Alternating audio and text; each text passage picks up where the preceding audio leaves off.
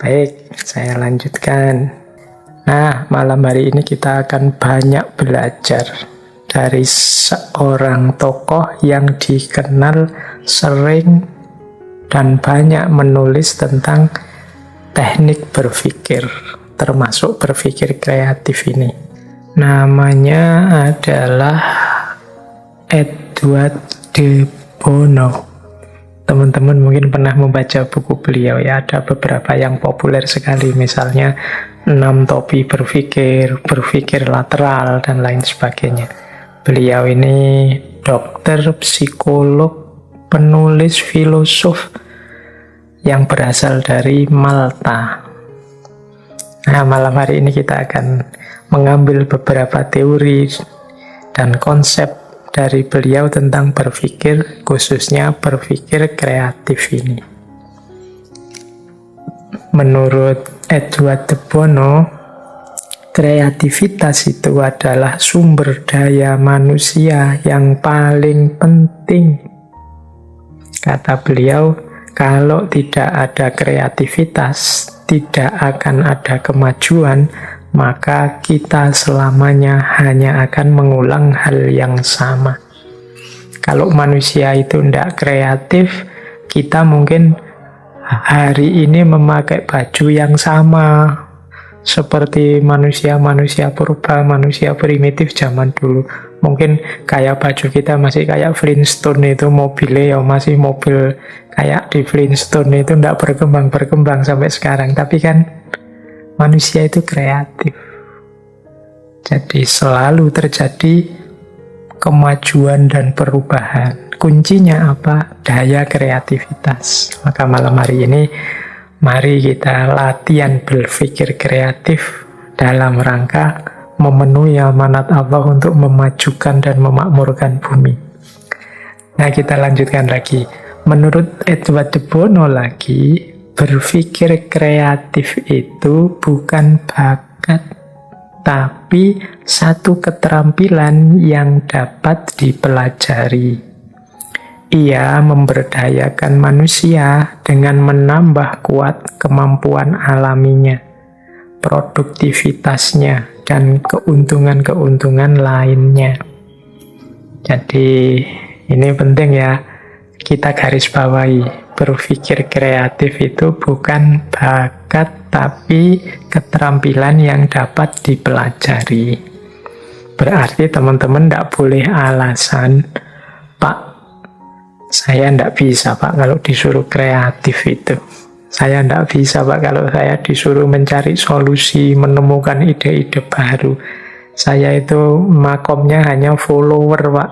Saya itu konsumen, bukan produsen. Termasuk dalam hal pikiran. Nah, ini berarti kalau mengikuti pikiran Edward de Bono tadi, tidak begitu. Mungkin itu hanya alasan kita saja, dalih kita saja karena kita malas. Setiap orang itu bisa. Ini seperti keterampilan. Ya keterampilan itu memang kalau kita tidak belajar, tidak melatih diri, ya memang tidak bisa. Tapi kalau kita mau dan serius melatih diri, insya Allah bisa. Wong itu keterampilan yang bisa dipelajari. Tidak ada hubungannya dengan bakat. Jadi jangan alasan, tidak bakat saya mikir itu Pak. Tidak bakat saya filsafat itu, tidak bakat. Tidak, itu keterampilan kok. Itu alat yang bisa kita pakai dan kita bisa belajar cara memakainya yang benar. Jadi keterampilan berpikir atau thinking skill. Ini penting karena sering saya dengar orang dengan dalih ini kemudian tidak mau belajar untuk cara berpikir yang benar, belajar logika atau belajar filsafat. Tidak, ini bukan bakat, tapi keterampilan. Berarti kuncinya ada kita mau atau tidak untuk berlatih dan belajar sampai kita menguasai keterampilan itu. Mungkin nanti ada yang tanya juga, tapi kan enggak belajar juga enggak apa-apa toh Pak, enggak berlatih di situ enggak apa-apa toh Pak, kok enggak wajib, enggak ada dalilnya juga. Misalnya ada yang ngeyel begitu, iya, ayo itu hakmu sih mau belajar untuk terampil apa enggak, tapi jangan lupa berpikir kreatif itu kunci kemajuan, kunci kita sukses menjalankan berbagai kewajiban-kewajiban kemanusiaan dan juga kewajiban kehambaan. Jadi itu garis bawah dari pandangannya Edward de Bono, bahwa berpikir kreatif itu tidak ada hubungannya dengan kapasitas kita atau bakat kita.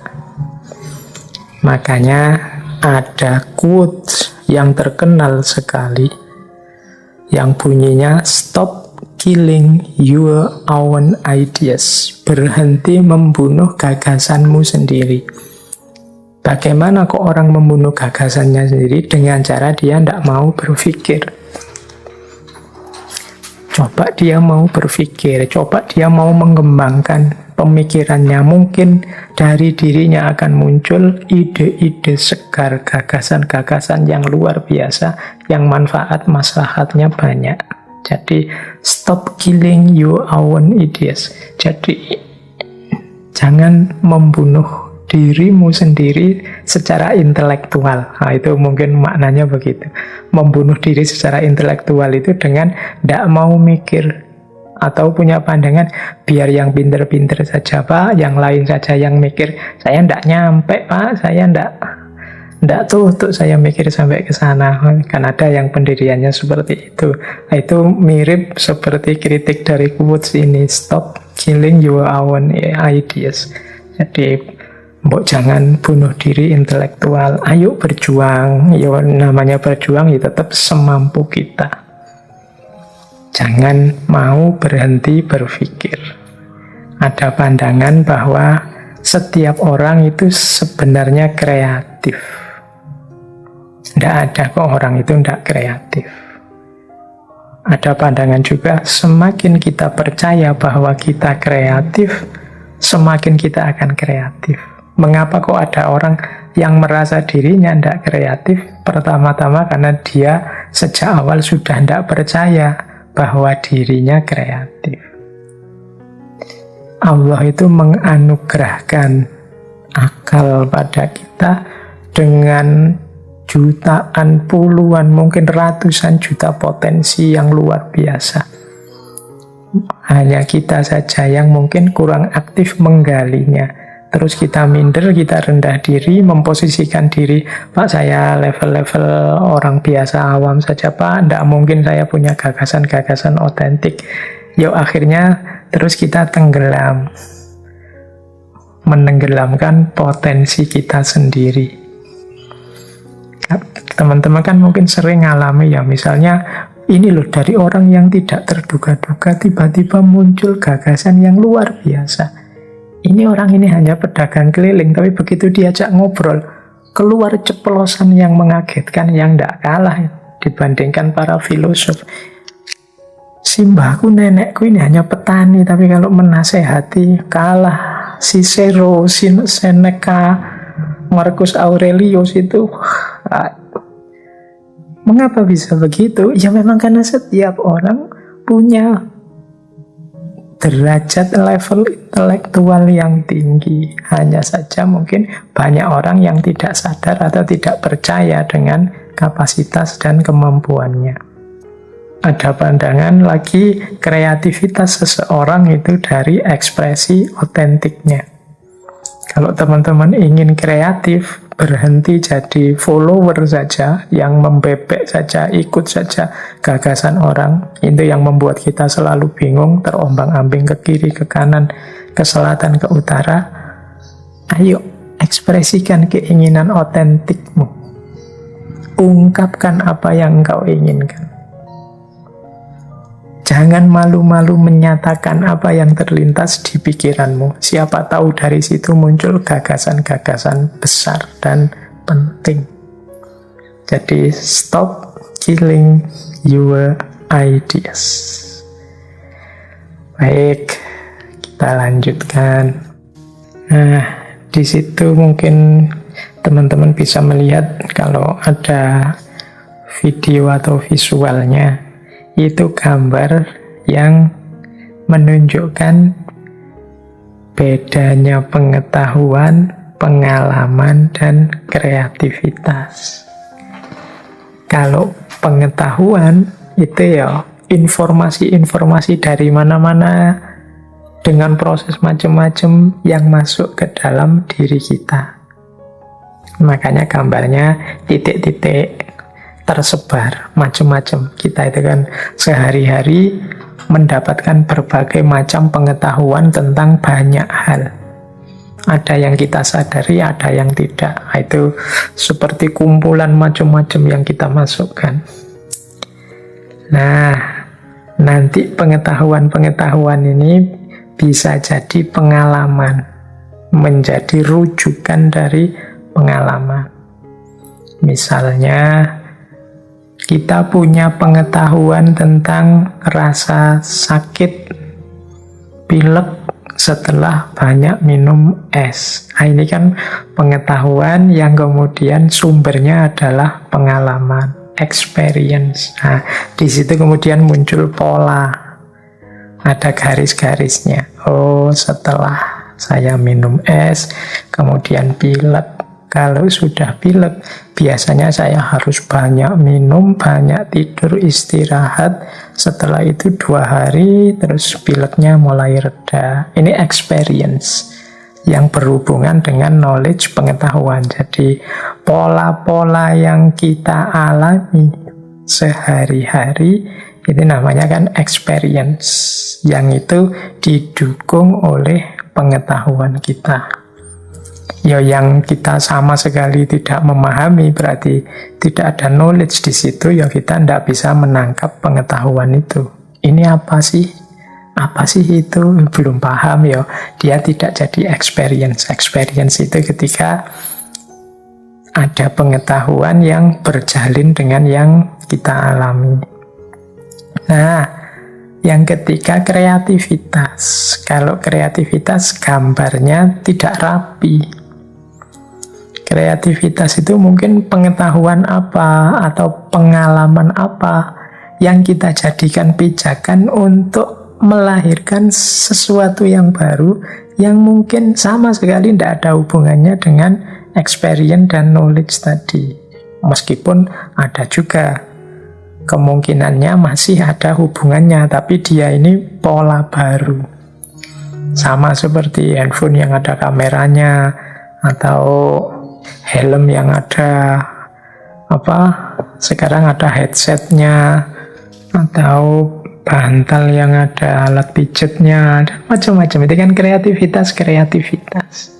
Jadi pengalaman-pengalaman sebelumnya, pengetahuan-pengetahuan sebelumnya yang dikembangkan untuk melahirkan sesuatu yang baru.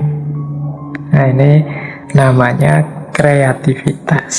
Jadi berpikir kreatif itu biasanya tidak harus tertib mengikuti aturan-aturan berpikir yang pakem seperti di berpikir kritis. Jalannya bisa macam-macam, bisa dari mana-mana. Kadang-kadang agak ngawur-ngawur sedikit, kok ya terus pas, cocok, sesuai, bisa digunakan. Itu termasuk juga jenis kreatif. Orang tidak mikir ke sana, karena kalau dipikir lempeng saja sesuai norma-norma berpikir selama ini, ya lahirnya ya lempeng saja, seperti yang lain, tidak ada yang baru. Tapi dalam berpikir kreatif ini orang tidak lurus-lurus saja, kadang meloncat-loncat, kadang putus hubungan sama sekali, lahir sesuatu yang baru. Itu namanya berpikir kreatif. Di situ justru terletak kuncinya perkembangan dan kemajuan peradaban manusia. Yuk kita lanjut. Berarti apa berpikir kreatif itu? Nah, nanti ada definisi tentang berpikir kreatif, baik dia sebagai satu keterampilan, atau sebagai satu perilaku, atau sebagai proses, atau sebagai guna. Jadi, apa sih berpikir kreatif itu? Berpikir kreatif adalah satu keterampilan, yaitu satu proses yang menghasilkan ide-ide, gagasan-gagasan yang baru. Jadi kemampuan berpikir kreatif kita terbukti dengan munculnya inisiatif-inisiatif, ide-ide, gagasan-gagasan, solusi-solusi, kemungkinan-kemungkinan yang baru. Ini namanya berpikir kreatif. Jadi kalau ada orang ingin ngecek apakah dirinya kreatif atau tidak, itu parameter paling mudah adalah mampu atau tidak dia menghasilkan ide-ide baru, gagasan-gagasan baru, solusi-solusi baru, alternatif yang belum pernah ditemukan orang sebelumnya, belum pernah muncul dalam gagasan orang lain. Ini namanya berpikir kreatif. Nah, berpikir kreatif ini membutuhkan beberapa asumsi. Yang pertama tentang perilakunya.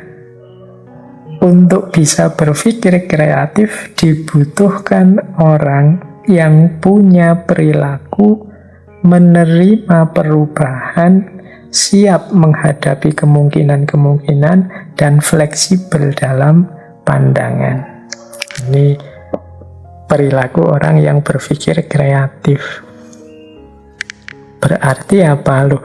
Orang yang tidak mau menerima perubahan, orang yang tidak siap menghadapi lahirnya kemungkinan-kemungkinan baru yang mungkin berbeda dengan yang dia kenali, dia ketahui selama ini, atau orang yang tidak fleksibel, orang yang kaku dalam berpandangan, sulit untuk masuk ke ranah berpikir kreatif ini. Disinilah nanti letaknya, akarnya yang sering kita sebut sebagai kejumutan. Kejumutan itu kekakuan, kebekuan. Ini yang membuat satu budaya, satu peradaban tidak berkembang. Kenapa? Karena manusianya tidak mau berubah, tidak siap menghadapi kemungkinan-kemungkinan baru, dan kaku dalam tata pikirnya. Menganggap bahwa yang benar ya mesti ini, cuma ini. Tidak mungkin ada yang lain. Nah, ya wis, kalau sudah perilaku berpikirnya seperti ini, tidak mungkin dia mau masuk ke ranah berpikir kreatif. Karena berpikir kreatif itu menampilkan ide-ide, gagasan-gagasan, dan kemungkinan-kemungkinan baru. Jadi prasyarat perilakunya menerima perubahan, siap menghadapi kemungkinan-kemungkinan, dan fleksibel. Ini tugas kita untuk membentuk karakter kita seperti ini. Apalagi teman-teman yang masih muda-muda, yang dituntut untuk senantiasa banyak berkreasi, menghasilkan ide-ide baru, biar tidak hanya mengikut saja, biar tidak hanya jadi follower saja terhadap senior-senior, bapak ibu, nenek-neneknya dulu. Nah, itu yang perilaku ya. Kemudian ada prasyarat prosesnya. Proses yang memungkinkan terjadinya pemikiran kreatif itu adalah dibutuhkannya ruang untuk pengembangan dan kemajuan. Maksudnya apa? Tidak mungkin orang mampu dan mau berpikir kreatif kalau ruang pengembangan dan kemajuannya ditutup. Kalau orang sudah dicegat, sudahlah, tidak usah banyak usul, sudahlah, tidak usah banyak tanya, sudahlah, tidak usah mikir macam-macam, ikuti saja apa yang sudah ada.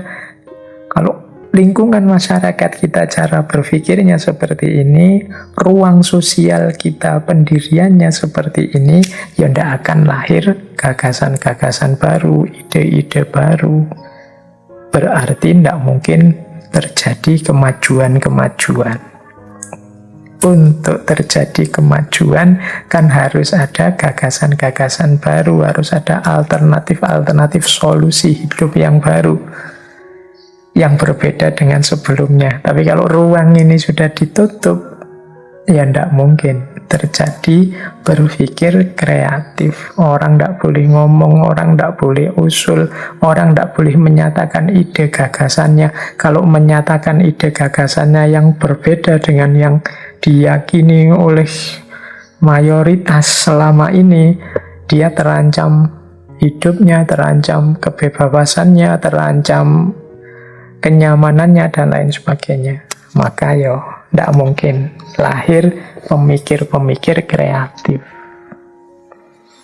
Jadi itu prasyarat prosesnya. Dan yang keempat, aspek gunanya. Dari sisi guna itu manfaatnya, berpikir kreatif itu membantu kita menemukan dan memecahkan masalah lebih cepat dan lebih mudah. Mengapa sih masalah itu terjadi? Masalah itu kan terjadi karena jawaban-jawaban lama yang semula diyakini sebagai solusi ternyata tidak menyelesaikan. Di situ kan muncul masalah. Berarti apa? Orang butuh jawaban-jawaban baru, alternatif-alternatif jawaban yang baru.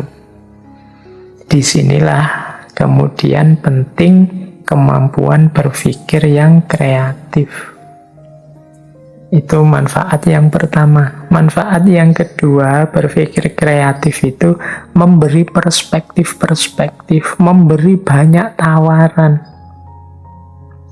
untuk dipilih, untuk membuka jalan lahirnya perubahan yang lebih baik.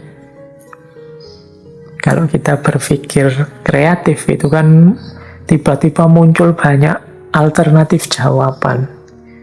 Bisa ini, bisa itu, bisa yang sana, bisa yang... Ada problem A, ini solusinya. Bisa ini, bisa itu, bisa yang sana, bisa yang sini. Itu kan orang banyak alternatif jawaban, tinggal milih. Kalau saya milih ini, kelebihannya ini, kekurangannya ini. Kalau saya milih ini, kelebihannya ini, kekurangannya ini, dan seterusnya. Itu kan enaknya berpikir kreatif. Tapi kalau kita tidak punya kemampuan berpikir kreatif, ngertinya solusi hanya satu. Kalau ada masalah ini, dulu solusinya ini. Gimana ya caranya solusi ini bisa memecahkan masalah ini? Kita tidak memunculkan ide-ide baru, hanya macet bulet di situ. Akhirnya kita stres berlama-lama, bingung berlama-lama, akhirnya memaksakan ideal-ideal yang tidak masuk untuk menjawab persoalan-persoalan hari ini. Akhirnya ya masalah tidak selesai, kadang-kadang malah muncul masalah baru. Jadi itulah paling tidak aspek manfaat atau guna dari berpikir kreatif. Baik, kita lanjutkan. Nah, sekarang aspek metodenya, ya macam-macam sebenarnya.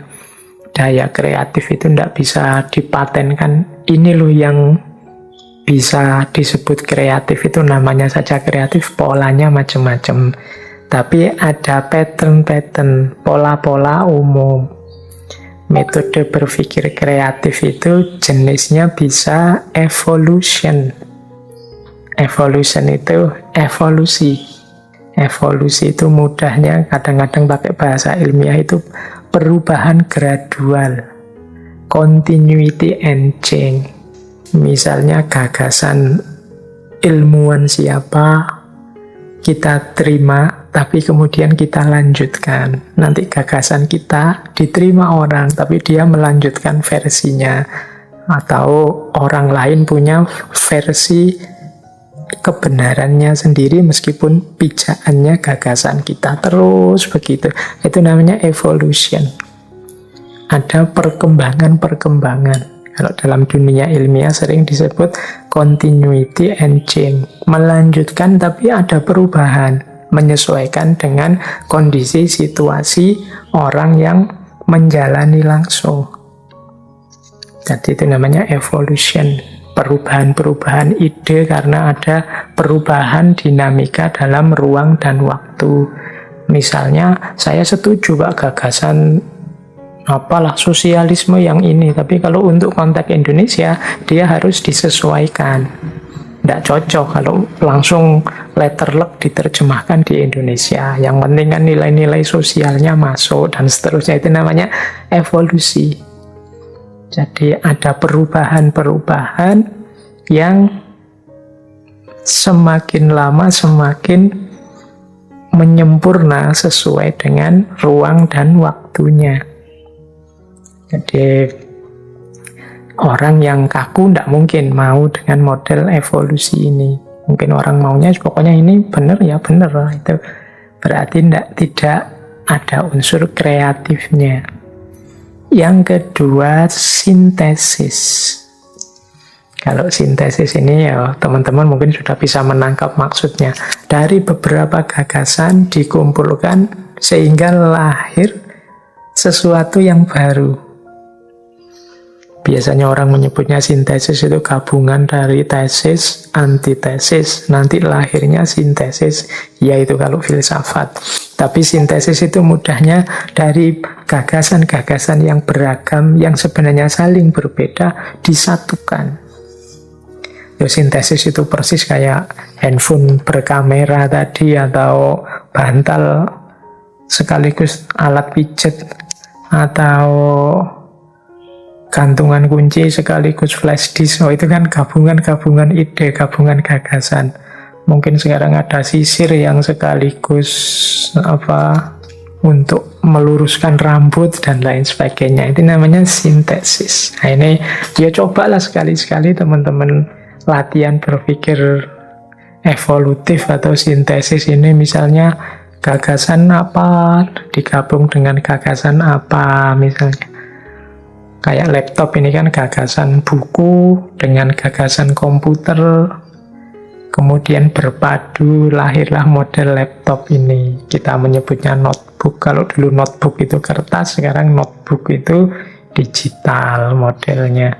Nah, itu namanya sintesis. Boleh teman-teman latihan kreatif untuk melihat apa, mungkin gabungan antara sandal dengan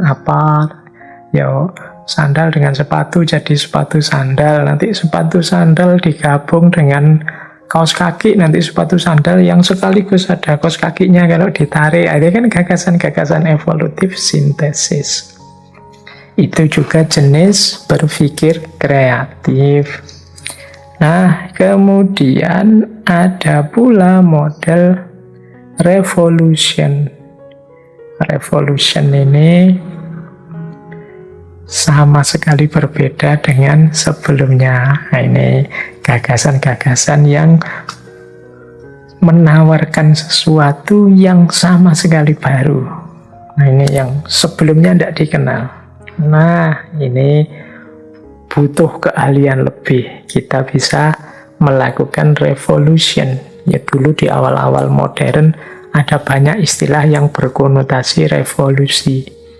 Misalnya dari peradaban serba agama di abad tengah digeser ke peradaban serba positif manusia yang mengembangkan akal dan sains dan industrinya. Muncul revolusi ilmiah, muncul revolusi industri, muncul banyak revolusi. Revolusi itu berarti sesuatu yang baru yang sama sekali berbeda dengan sebelumnya. Kalau pakai solusi-solusi lama ternyata masalahnya banyak, ya sudahlah, buang saja solusi lama, kita bikin yang baru. Itu juga butuh pemikiran kreatif, jenisnya revolusi. Ada pula yang model reapplication. Reapplication itu reapplication itu menggunakan ulang. Maksudnya apa? Memperlakukan sesuatu dengan sudut pandang yang sama sekali baru. Tidak seperti sebelumnya. Jadi mungkin dulu sesuatu itu dianggap tabu, tidak boleh, atau bermasalah secara sosial di masyarakat, sehingga harus dibuang. Tapi sekarang diambil lagi, dipakai, tapi dengan sudut pandang yang baru, dengan pemahaman yang berbeda. Nah, kalau dipahami seperti ini, mungkin orang tidak protes lagi. Misalnya reapplication itu, dulu orang memahami sepeda itu ya alat transportasi yang mengantarkan kita dari satu tempat ke tempat yang lain. Tapi sekarang sepeda itu banyak yang memperlakukannya tidak hanya sebagai alat transportasi, tapi sarana kesehatan, alat olahraga. Bahkan ada namanya sepeda statis. Kita sepedahan sampai capek tapi tidak pindah kemana-mana, tetap di rumah saja. Bentuknya ya persis sepeda. Itu namanya reapplication. Barangnya sama, tapi sudut pandangnya, cara kita memperlakukannya sama sekali baru. Misalnya apalagi 21 atau apa loh, sinema, bioskop. Mungkin dulu orang menyikapi bioskop, sinema itu ya ingin ngerti ceritanya. Tapi sekarang kan kalau sekedar ingin ngerti ceritanya kan ya bisa dari laptop, bisa online, bisa macam-macam. Maka orang mungkin ke sinema, ke 21, ke bioskop-bioskop itu punya sudut pandang yang berbeda. Mungkin menikmati 3 dimensinya, atau berdua mojok sama pacarnya, bisa macam-macam. Itu contoh reapplication. Jadi sesuatunya lama tapi diperlakukan baru dengan perspektif kekinian hari ini. Yang kelima, model-model kreatif itu yaitu changing direction. Changing direction ini adalah, kalau diterjemahkan letter, dia mengubah arahnya. Maksudnya changing direction itu adalah menggunakan satu ide atau satu gagasan yang semula tidak untuk itu, tapi sekarang kita pakai untuk itu. Ya wis, mudahnya gini lah.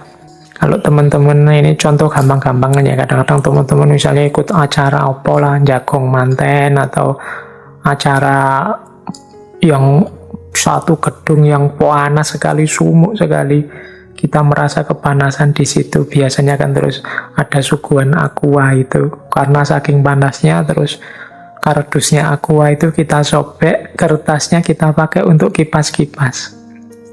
Loh, wong kardus itu kan tujuannya untuk bungkusnya aqua, tapi sekarang kita pakai untuk kipas-kipas. Itu namanya changing direction, mengubah tujuannya. Wong itu tujuannya untuk wadahnya aqua, sekarang karena terpaksa, karena sumuk, kita sobek kardusnya, kemudian kertasnya kita pakai untuk kipas-kipas. Itu padahal fungsinya bukan kipas, tapi ya karena sumuk, ya dia sekarang kita fungsikan sebagai kipas. Ini juga salah satu jenis kreatif. Atau kita kadang-kadang di kelas, untuk teman-teman mahasiswa itu kan kadang-kadang punggungnya gatel, tapi kalau pakai tangannya tidak nyampe untuk ngukur ini. Akhirnya pulpen dipakai untuk alat untuk garuk-garuk. Itu kan definisinya pulpen itu alat tulis, tapi karena kita butuh untuk menggaruk dari alat tulis, sekarang dia jadi alat garuk. Itu namanya changing direction, mengubah arahnya, mengganti tujuannya. Harusnya kursi, tapi kalau pas gegeran, jangan ya. Pas gegeran nanti dipakai buat ngeprok. Itu juga sebenarnya changing direction, termasuk juga kreatif berpikirnya, tapi untuk hal yang negatif. Jadi semoga bisa ditangkap maksudnya. Jadi itulah yang kelima, changing direction, termasuk juga jenis kritis berpikir. Nah, ada lagi sebenarnya satu metode dalam rangka berpikir kreatif untuk menemukan solusi-solusi baru, hal-hal yang baru, yang populer. Mungkin teman-teman juga sering mendengar namanya brainstorming. Brainstorming ini biasanya dilakukan dengan mengumpulkan sebanyak mungkin ide-ide, gagasan-gagasan yang mungkin.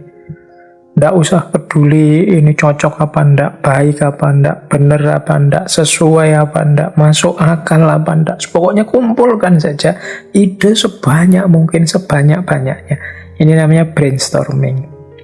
Kemudian setelah itu baru diseleksi, baru dipilih-pilih mana yang cocok, mana yang paling sesuai, ya mana yang paling relevan. Yo, rumusnya brainstorming ini ada quotes bagus yang saya bawa. The best way to have good ideas is to have a lot of ideas and then throw away the bad ones. Cara terbaik untuk mendapatkan gagasan-gagasan yang bagus adalah dengan cara mengumpulkan sebanyak mungkin gagasan atau ide, kemudian membuang yang jelek-jelek. Nah, metode semacam ini namanya brainstorm. Jadi berpikir kreatif ini kan sering dipakai untuk menemukan solusi baru, melahirkan ide-ide baru yang relevan.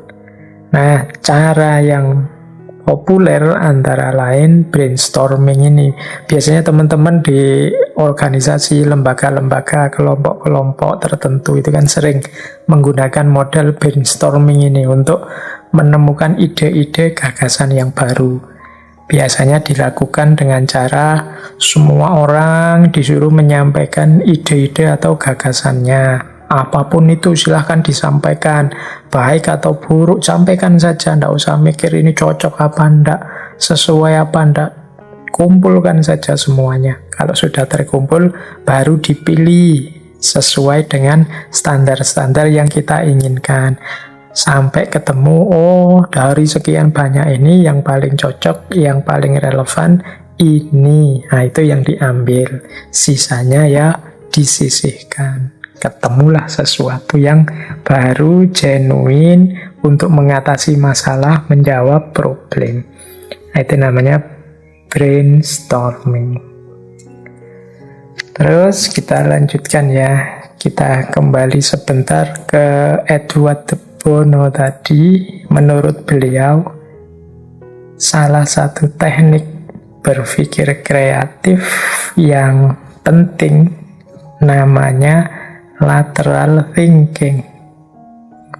Ini istilah ini dipakai oleh Edward de Bono dalam bukunya The Use of Lateral Thinking. Ini kita pahami saja lateral thinking ini mudahnya seperti istilah yang sering kita pakai. Ini berpikir out of box. Jadi berpikir tidak seperti biasa. Karena kalau dipikir seperti biasa ya tidak akan ketemu yang baru. Maka kita butuh lateral thinking. Cara problem solving yang tidak terduga. Tapi efektif. Itu lateral thinking. Mungkin teman-teman pernah dengar satu cerita, ini disampaikan juga oleh Edward de Bono. Kisah ini, kalau di kita populernya ya kisahnya Nabi Sulaiman. Kalau dalam bahasa Inggris dikenal sebagai Judgment of Solomon. Ini kisahnya Nabi Sulaiman.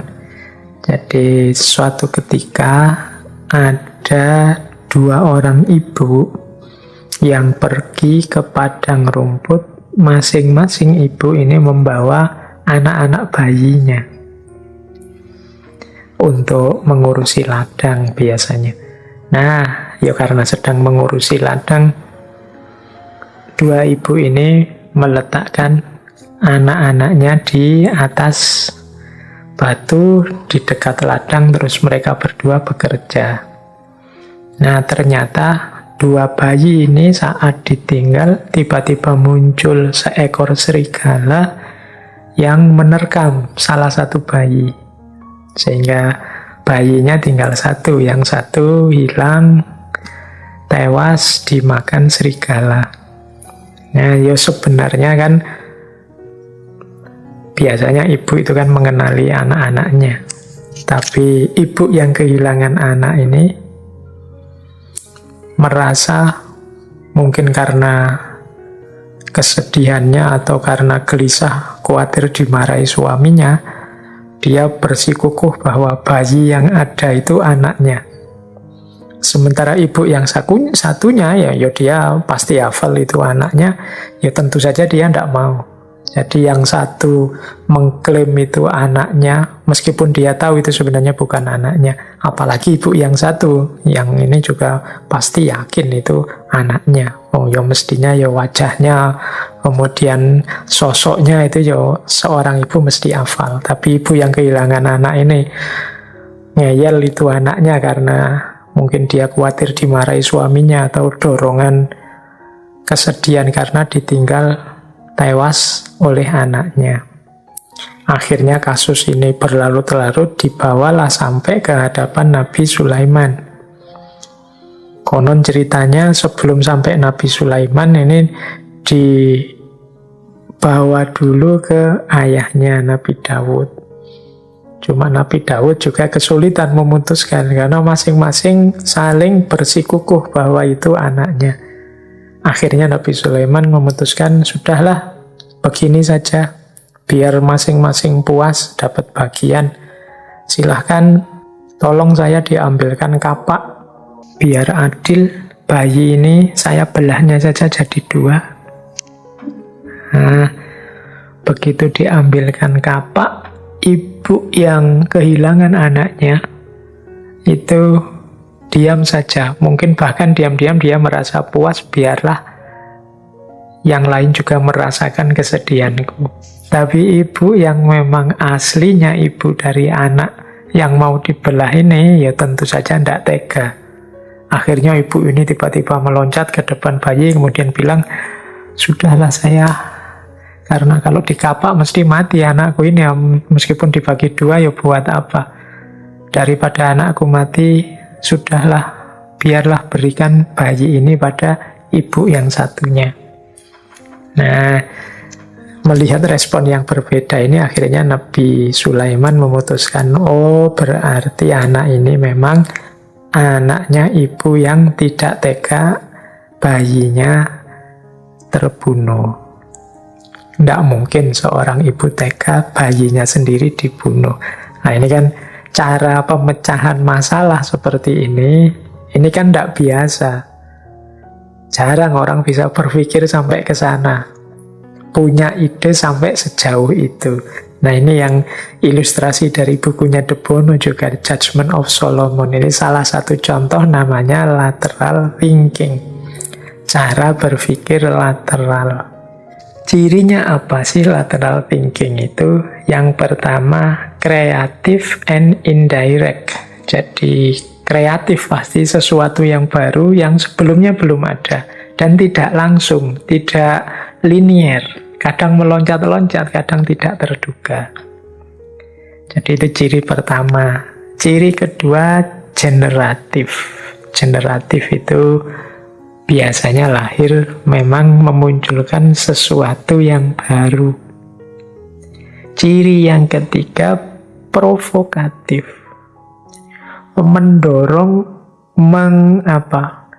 membuat lahir banyak sekali ide-ide baru yang mungkin beberapa di antaranya kok ya mustahil ya, kok ya tidak masuk akal ya, kok tidak terduga ya, dan lain sebagainya. Itu ciri ketiga katanya De Bono. Ciri yang keempat, ada lompatan ide. Ya karena tadi kok tiba-tiba ke situ kesimpulannya, kok tiba-tiba muncul ide ini, itu biasanya tidak runtut tapi ada meloncat-loncat. Jadi tiba-tiba disimpulkan itu, tiba-tiba ngomongnya begitu. Itu ada lompatan ide. Ini ciri lateral thinking. Nanti De Bono mengilustrasikan, kalau teman-teman sulit memahami lateral thinking ini, coba perhatikan cara berpikirnya para komedian. orang yang pintar humor. Humor itu kan kebanyakan lucu karena komediannya pintar mengolah lateral thinking ini. Jadi berpikir yang mengagetkan. Orang tidak menyangka tiba-tiba kok kesimpulannya ke sana. Kok cara berpikirnya tiba-tiba meloncat ke situ. Itu yang membuat kita kemudian tertawa. Tapi kadang-kadang juga muncul gagasan baru. Oh iya ya, ternyata bisa juga disambungkan ke sana. Nah, ini namanya lateral thinking. Berpikir yang kreatif, yang tidak hanya mengikuti pakem-pakem yang selama ini berjalan. Jadi ini istilah dari Edward de Bono untuk menjelaskan yang malam hari ini kita pelajari sebagai berpikir yang kreatif. Yang ini disebut lateral thinking, yang kita sering pakai istilah berpikir yang out of the box. Meskipun kadang-kadang sumbernya tidak jelas, kok muncul ide itu ya, kok tiba-tiba gagasan itu lahir. Kadang-kadang muncul tiba-tiba begitu saja atau melalui loncatan-loncatan berpikir. Bahkan ada yang menganggap kadang-kadang lateral thinking ini tidak ilmiah, sehingga disebut pseudoscience. Jadi dia tidak mengikuti kaedah-kaedah berpikir ilmiah yang resmi, yang pakem. Sehingga kadang-kadang orang kalau ditanya, dari mana tadi kok muncul gagasan begitu? Yang punya gagasan mungkin juga sulit menjelaskannya. Ya, yang penting coba dicek saja apakah gagasan ini relevan, kemudian sesuai, cocok, manfaat, fungsional untuk menyelesaikan problem yang dihadapi atau tidak. Karena kadang-kadang banyak problem itu yang kalau kita hanya berpikir standar saja, lurus saja seperti biasanya, tidak ketemu solusinya.